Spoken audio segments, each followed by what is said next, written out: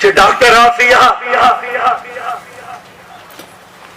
86 کالو لپاره د امریکې په جیل کې پرته ده.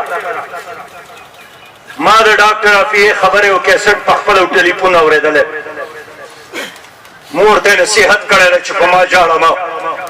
زه به دا ټوله جلا په قیامت کې نبي کریم صلی الله علیه وسلم ته کومه چې 50 اسلامي ملکونه او زه د باګرام د جیل نه راچوته کړم. ما ته د ډاکټر عافیه ماشوم زوی دی، اوس 18 کالو ته رسېدلی دی، په خپله ویلي دي.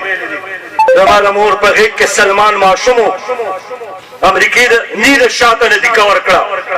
او ماشوم چې دې وغورځېده د چې پرې راچوتوله دی، مور مې دا ماشوم راچوته د پاسه پې امریکنی ور وخوتو او د هغې په دې اوږو یې بوټان سره ور ټوپ کړو.